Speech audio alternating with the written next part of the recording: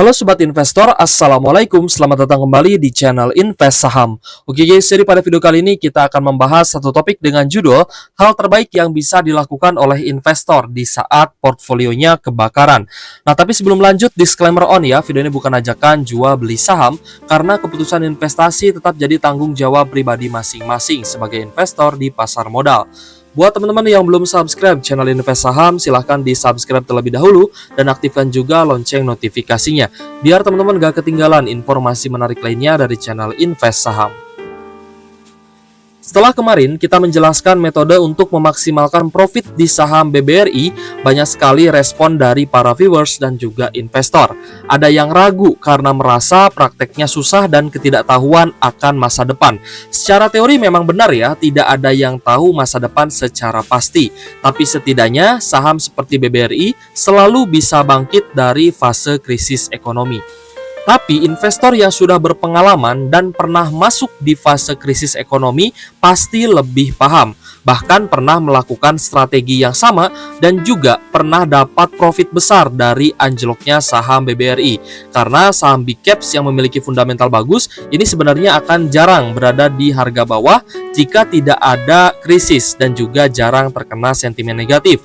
Dan waktu inilah kesempatannya. Nah, kita akan membacakan ya beberapa komentar teman-teman yang mungkin ini pernah berada di fase krisis dan mencicil saham BBRI. Dari Rahayu, waktu ada berita ekonomi 2023 gelap, aku malah beli saham BBRI. Kalau gak salah di bulan Januari 2023 di harga 4.300, lalu jual di 6.075 plus dapat dividen 3 kali. Lihat saham BBRI sekarang, aku mulai cicil beli. Lalu ada dari Dark Dog ya guys ya. Buat yang komen, masa depan gak ada yang tahu. Benar. Namun saham berfundamental itu ada siklus bearisnya. Walaupun BBRI kalau time frame panjang itu selalu naik.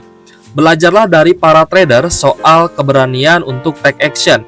Para trader bandarmologi aja berani buy saham gorengan tanpa peduli fundamental. Kita contoh keberanian mereka aja untuk kita berani beli saham berfundamental bagus dalam harga yang terdiskon.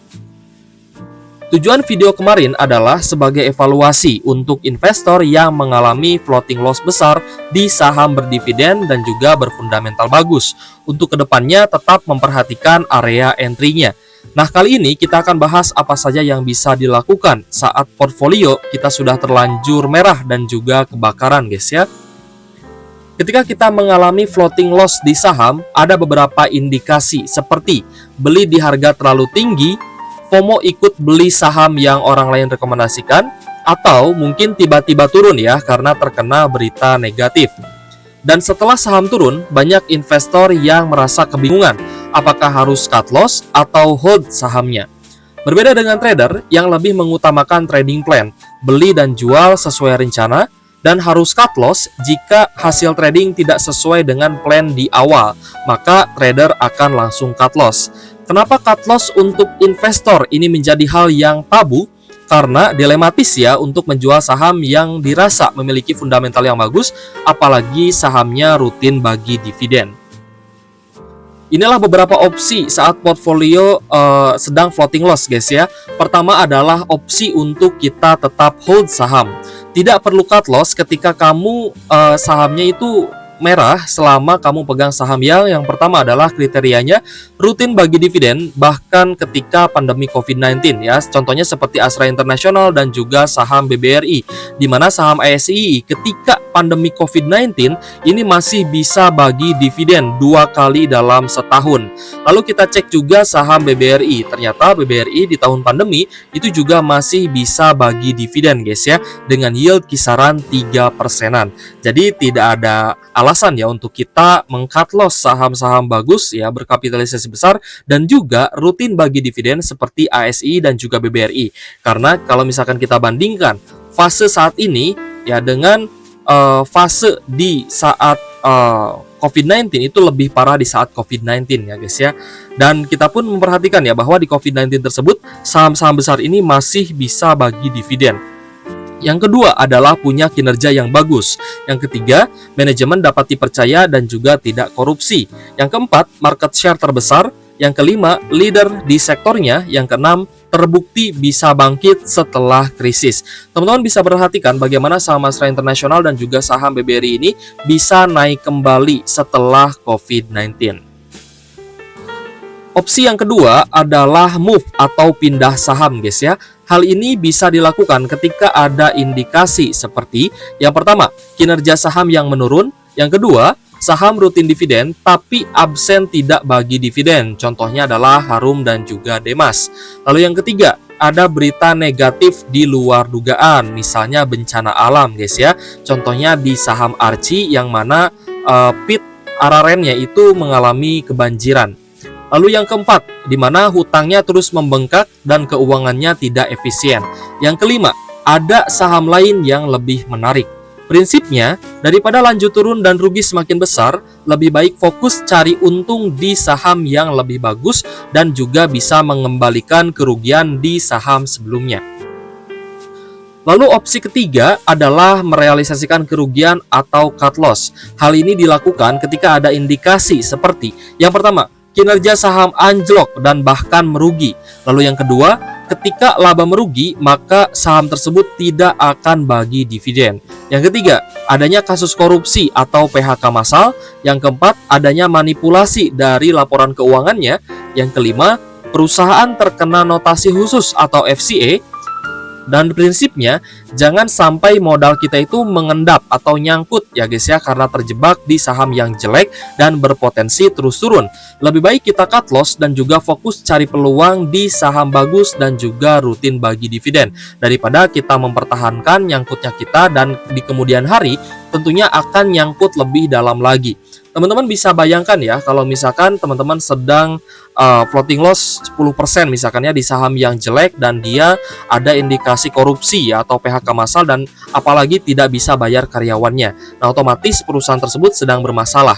Ketika teman-teman hold, ada indikasi teman-teman akan nyangkut lebih dalam lagi. Misalkan nanti teman-teman minusnya dari 10% akan bertambah menjadi minus 20%.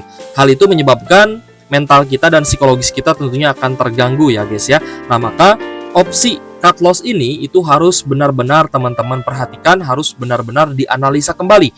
Apakah perusahaan ini memang sudah benar-benar jelek dan tidak bisa bangkit lagi, atau masih ada kesempatan dia untuk bisa memperbaiki kinerjanya. Seperti itu guys ya. Opsi cut loss ini memang berat untuk dilakukan para investor karena di awal kita sangat yakin ya bahwa harganya ini akan naik dan yakin akan bagi dividen besar juga. Tapi jika ternyata tidak sesuai ekspektasi, harga turun dan kita malah terjebak. Tentu ini akan menjadi kerugian yang double ya guys ya, dimana kita akan rugi modal dan kita juga akan rugi waktu. Maka sebaiknya di awal pemilihan saham lakukan analisa dengan baik. Timbang lagi imbal hasil dividen sebagai pengaman dan lakukan pembelian di harga bawah saat sedang terdiskon. Kalau kita teliti lagi, kenapa banyak sekali investor yang portonya merah kebakaran padahal sudah beli saham kapitalisasi tinggi, rutin bagi dividen, dan juga fundamental bagus? Sebenarnya ini adalah faktor eksternal. Sekarang kita berada di kondisi suku bunga The Fed itu sedang tinggi. Imbal hasil obligasi yang tinggi menjadikan likuiditas market high risk seperti saham dan juga kripto ini menjadi surut. Dan juga opsi The Fed untuk melakukan pemangkasan suku bunga tidak akan terrealisasi jika inflasi inti belum mencapai target The Fed di angka 2%. Namun jika kita flashback, kondisi saat ini tidak separah kondisi market saat awal pandemik COVID-19 di tahun 2020 lalu yang masuk ke Indonesia ya guys ya, di awal 2020, di mana market benar-benar crash dan juga turun dalam. Jadi memang berbeda kondisi ya antara krisis saat ini ya, ketika suku bunga tinggi dan juga ketika krisis pandemi COVID-19. Ketika krisis pandemi COVID-19 yang kita rasakan adalah perlambatan ekonomi dan penghentian ekonomi dalam waktu yang singkat. Maka waktu itu memang diperlukan banyak sekali stimulus ya dari pemerintah, sehingga memang waktu itu untuk recover itu butuh waktu yang cukup lama. Sedangkan di posisi saat ini ya, di mana kita berada di kondisi suku bunga tinggi, maka satu-satunya cara untuk menaikkan saham dan juga agar likuiditas di market saham ini lebih tinggi lagi adalah pemangkasan suku bunga. Itu saja sebenarnya guys ya. Jadi key point kenaikan saham dan IHSG adalah pemangkasan suku bunga The Fed. Tapi kapan nih The Fed akan pangkas suku bunga? Nah, kita masih menunggu bagaimana keputusan The Fed terkait suku bunganya pada tanggal 13 Juni ya guys ya, pada pukul 1. Apakah akan dipangkas sehingga saham bisa naik kembali, atau suku bunganya akan ditahan sehingga market tetap berada di area bawah dan tetap di area down-nya, seperti itu. Nah, teman-teman bisa lihat jadwal ya, untuk keputusan tingkat suku bunga The Fed adalah di tanggal 13 Juni 2024 ya guys ya, tepatnya pukul 1 dini hari. Ya mungkin agak berbeda ya dengan di Indonesia, mungkin bisa saja tanggal 12 Juni 2024 ya.